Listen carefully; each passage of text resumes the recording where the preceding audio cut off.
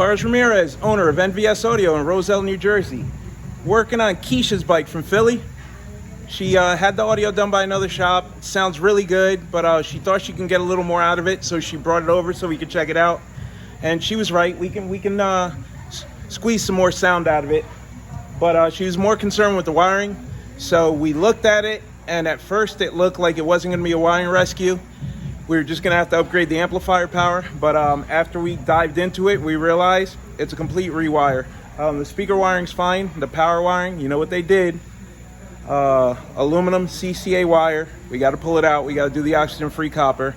So the amplifiers can actually get the amount of current that they need and do face value. It really doesn't make sense that they did the copper-clad aluminum wire, considering the bike has a lithium battery. So they knew enough to upgrade the battery to meet the power demands of the amplifier, but they didn't upgrade the highway that the current uses to get to the amplifiers from the battery, which is the wiring. So Stinger, oxygen, any brand oxygen-free copper is the way to go. We're using Stinger, then we're gonna make it right. Have no idea why there's a relay in here and why it's mounted upside down. And if they're gonna use a relay, they should at least use a socket. 17-foot RCAs to go 6 inches. That doesn't make sense. And they're the cheapest RCAs possible. Amps are wire tied in place. I'm actually not going to complain about that because it's solid, so that's fine. I'm fine with that. DSP is solidly mounted to the side of the speaker pod. I'm not going to complain about that. But why go with some of my favorite 6x9s, the coax subs by Diamond Audios, and underpower them?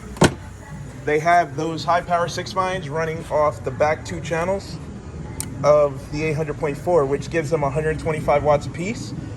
There's a 400.4 right here. If they had bridged this one and ran to the 6x9s, that would give you 200 watts per each 6x9. So we're either gonna use this one to run the horns, or we're gonna add another 800.4. We're definitely gonna add another 800.4. We're gonna bridge the 800.4 for the 6x9s.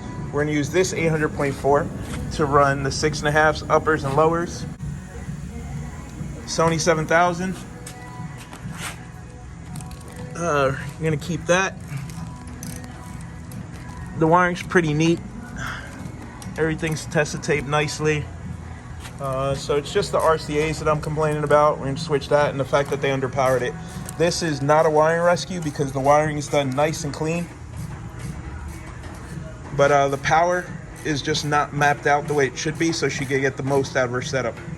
We're gonna clean this up. We're gonna use a relay socket after we figure out why it's there. Label it, and then you shouldn't mount the relay upside down and can't water in it. We're gonna flip it right side up and mount it here. She'll be back on the road right away. Okay, it has now turned into a wiring rescue. It's CCA aluminum wire and the fuse holder that I say to never ever use on bikes because it's not good for vibration. And they got super lazy and jammed 2 wires into 1 fuse holder. So it is now officially a wiring rescue, and we got to pull it all. Only thing worse than using CCA wire is splicing it together with another piece of CCA wire when you run short. I mean, really? Why not just run another wire?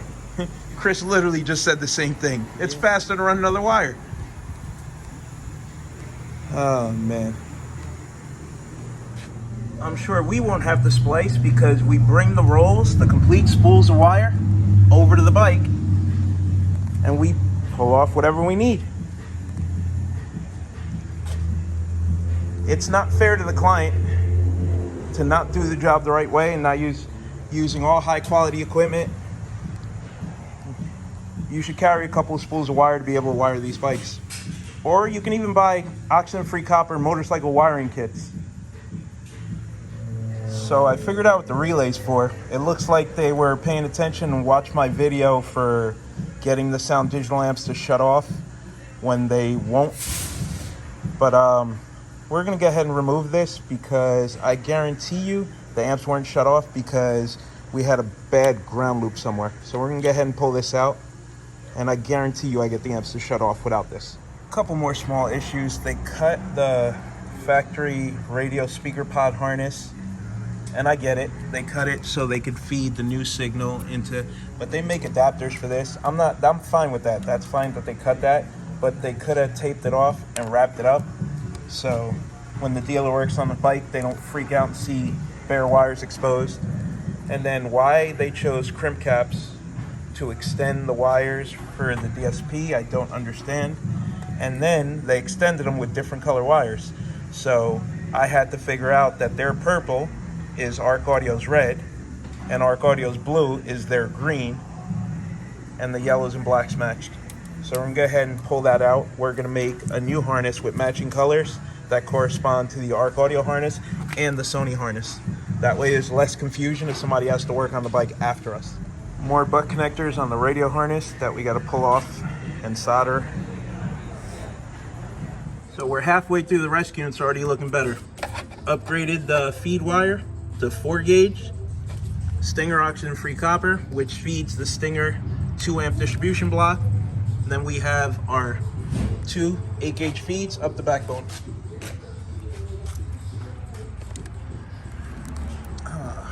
Power and ground, power and ground.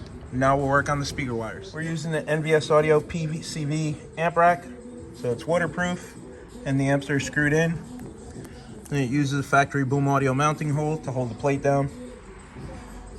The RCAs are 1.5 foot Stinger X1 series, so they go from here to the DSP, no excess wires. See, they reach perfectly. So we have no extra wire bunched up. Now Kisha's bike has a proper harness, no butt connectors, all soldered. So there's the steering wheel control interface, there's the DSP plug, there's the factory radio plug, and here's the Sony radio plug.